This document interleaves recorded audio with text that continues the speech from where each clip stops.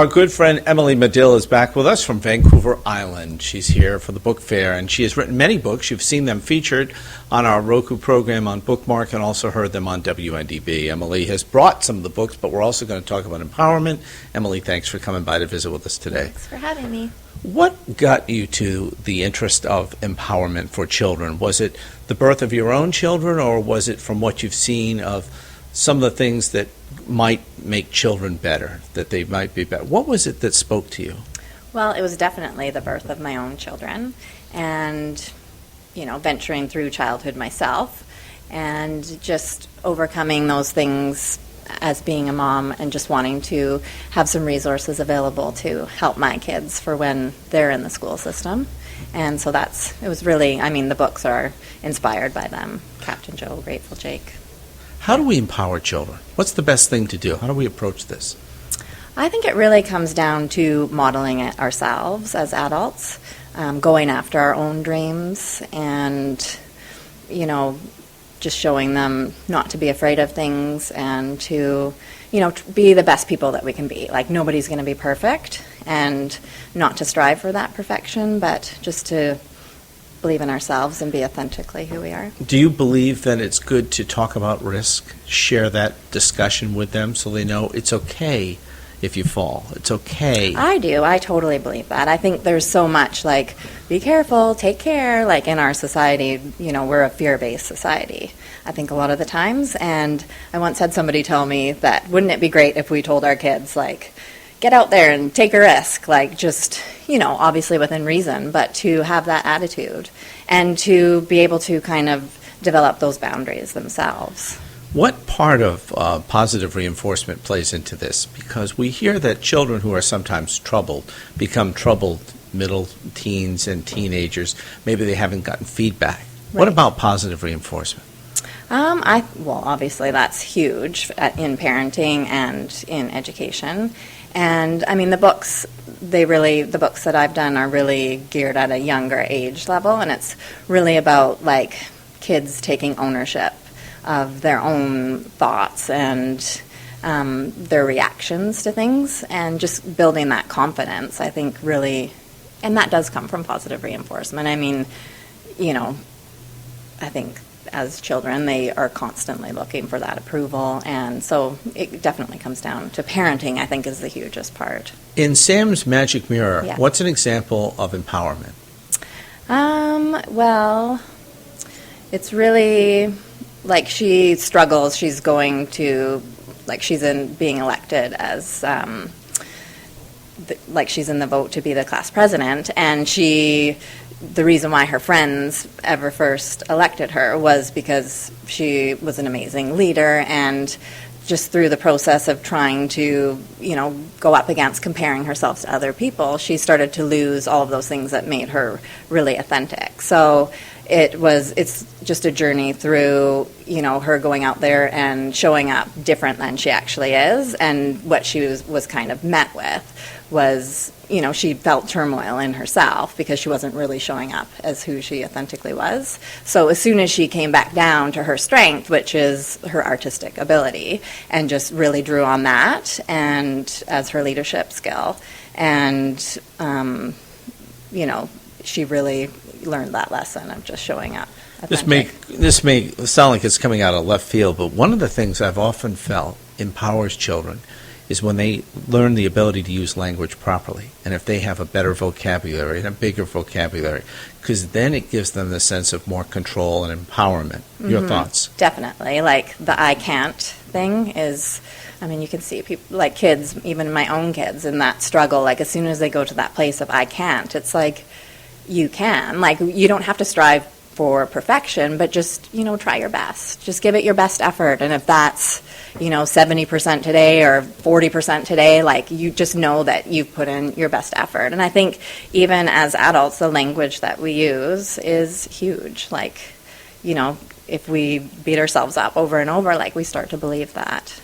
So. Do you think that we need to explain the long-term results of our actions to help empower children? In other words, if they're afraid they're going to fail, they don't feel like they have any power.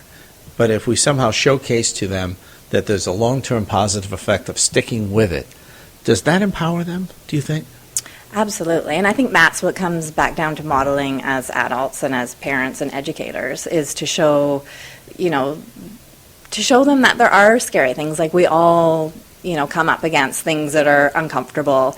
And, when we notch that up and just go for it anyway, it's like amazing what we can create in our own lives. And so, showing them the end result of that as an adult and explaining to them, I got here because I took this chance, rather than it was just, it just all of a sudden happened. Like most people, professional athletes, people that have made it in different industries have had so many stumbling blocks. It hasn't just been easy come, like most artists will tell you that. Anybody that's become really successful have had many stumbling blocks, and it's really usually that journey of, overcoming it, because they have to believe in themselves. Like, if you don't have that confidence and that tenacity to move forward, then I think it is hard to become really successful. Is it fair to liken it to riding a bicycle? That Yes. they have Yeah. to learn, Yeah. and they're going to fall. And they're going to fall, and that's okay. That's what it's about. And I think, often as parents too, we want to protect our children and we want them to be in a bubble. And I mean, when I was a kid growing up, like, we didn't wear bicycle helmets. Like, we were out playing in the forest, exploring. Like, there wasn't adults watching us, and we somehow all made it out okay. Like, we all kind of took care of each other. And I think that's something too that really gets lost with, helicopter parenting and all of that. Like, kids don't learn those survival skills on their own. Like, there's an important part of, obviously we want to keep them safe from, different risks and whatnot that are definitely out there.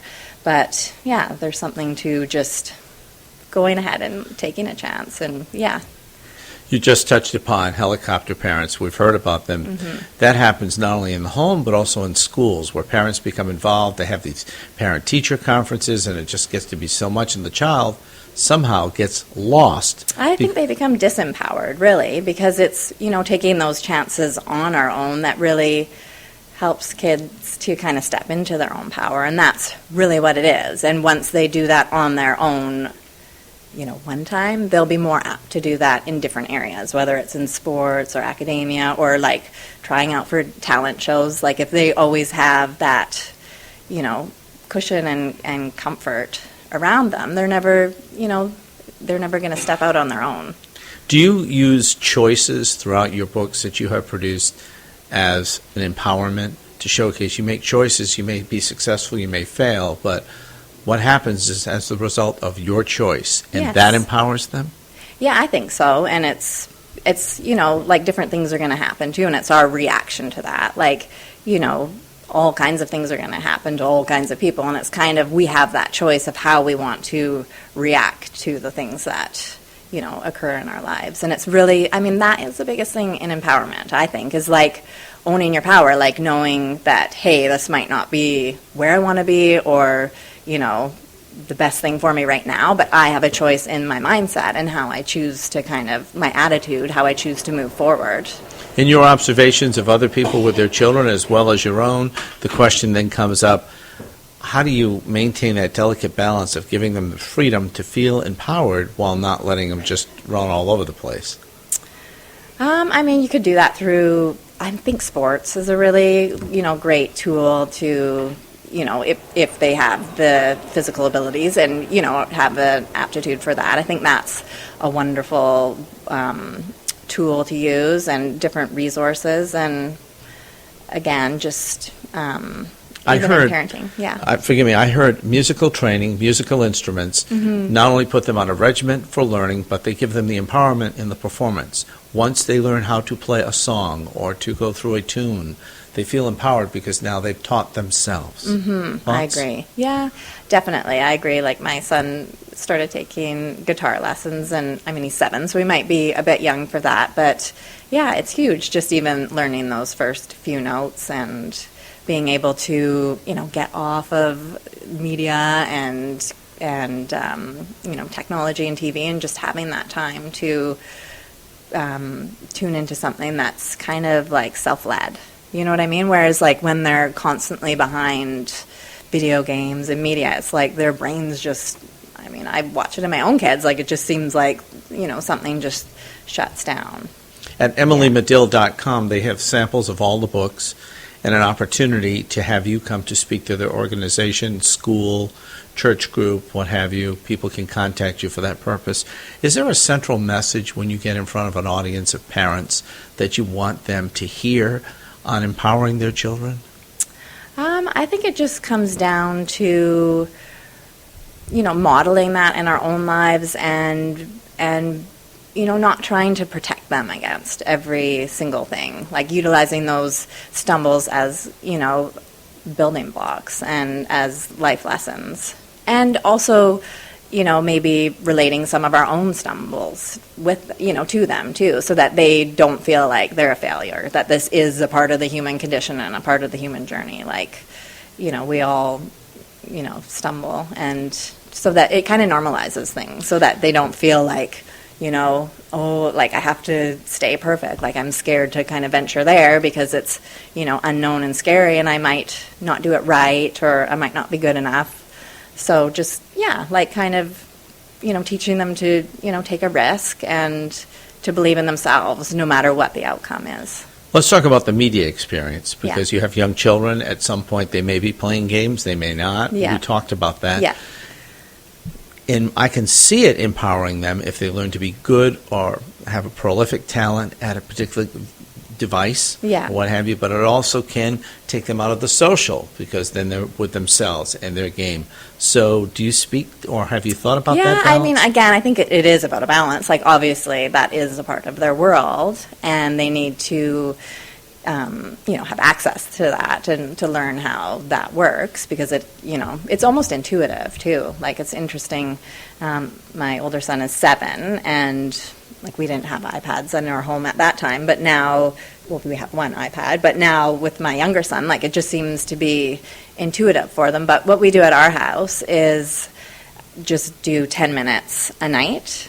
And that's after that they've had their story time and their bath time and, brush their teeth and everything. And then they can have, 10 minutes of that. And then, we finish off the night with chatting and whatnot. So it's something that they, I don't want to say it's a reward, but it's not, I don't know. It's an opportunity. It's a limited opportunity. Yeah, because there is something about just saying, it's off limits. You don't get to have that, because, most places that I go, even, if you're waiting watching sports, it'll be, iPhone after iPad after, smart device, whatever. Kids are dialed into it. So I don't want to make it be an off limits, forbidden type thing, because then they're just going to be more attracted to that, right?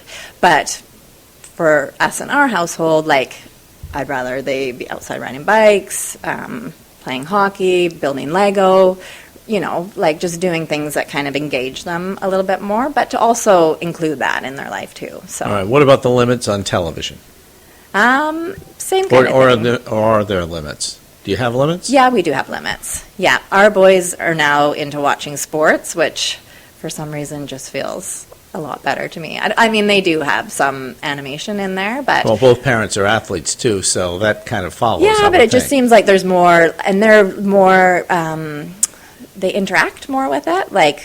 My youngest guy is, learning, he knows the different players, what their numbers are, the different teams, so they're learning about different parts of the world. The younger guy does? Yeah. The 4-year-old? Yeah, he's just really drawn into it. So that feels a lot better to me than just watching a cartoon, because if you watch children that are engaged into a cartoon or an not that there's anything wrong with animation, but if you watch them, it's just a blank, there's something interesting. And I know there's been lots of studies on brain development, and of course it comes down to everything in moderation, right? What about music choices? We talked about instrumentation. What they hear on radio. Do they listen to the radio? Do they listen to radio stations? Do you prefer to put a limit on that because the lyrics may not be suitable? Do you have to monitor that? Is that all part of I empowerment? think so. That comes down to personal, different families are going to do different things too, right? And it's kind of, I don't know, the parents' choice of music. It kind of becomes a part of the family culture too, right? There's something about...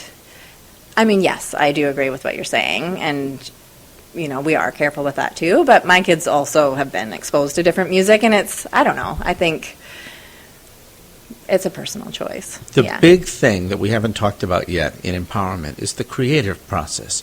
In your books, do you demonstrate where any of the characters engage in a creative event, something that they drew, they created, they made themselves, that gave them that sense of empowerment? Yeah, I think that's best modeled in the Sam's Magic Mirror, because she has that artistic ability. And so she does her campaign posters with the slogans, and also puts in like affirmations to friends. And just that creative process is really where she, in the book, realizes that that's when she's most herself. And so when she finds her way back to that is when she kind of, has that aha moment about authenticity and just it's okay to be who you are. Emily, do parents or guardians have to plant seeds for children to feel empowered? In other words, do you have to give them things to work with that they may on their own create their own opportunity, and there's where the empowerment happens?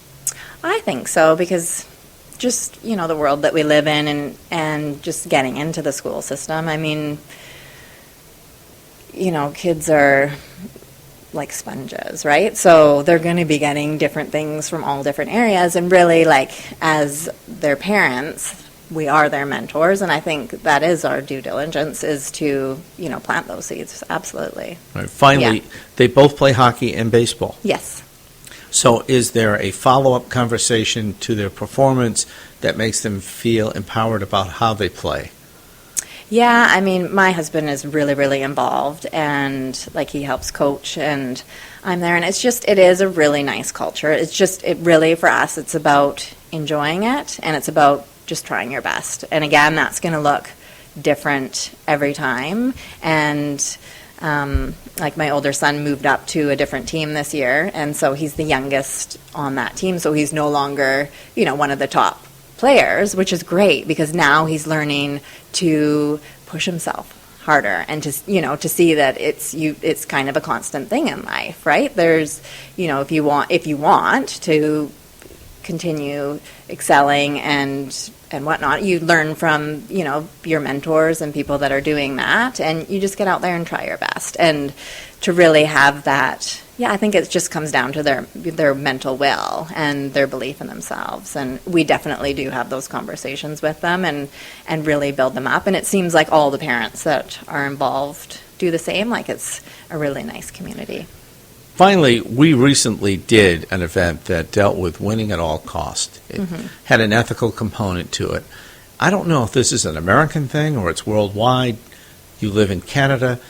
In America, we've gotten to a point where it literally is winning at all cost. Even as if somebody is cheating and they're not discovered, another child may think it's okay to cheat because it helps them get to where they have to. It's sad, but it's a reality here. Is that an American thing, or do you think it's a universal thing? I mean, I have friends that live in Seattle, and I've definitely attended their games, and I see it maybe amped up a little bit, but it definitely is a Canadian thing too. Like, if you get into more of the competitive teams, like, it is really competitive, and a lot of that, unfortunately, seems to be parent-led. Like, they're, and that comes down to empowerment, right? Like, we have those opportunities as adults and parents and educators and coaches to instill those values of,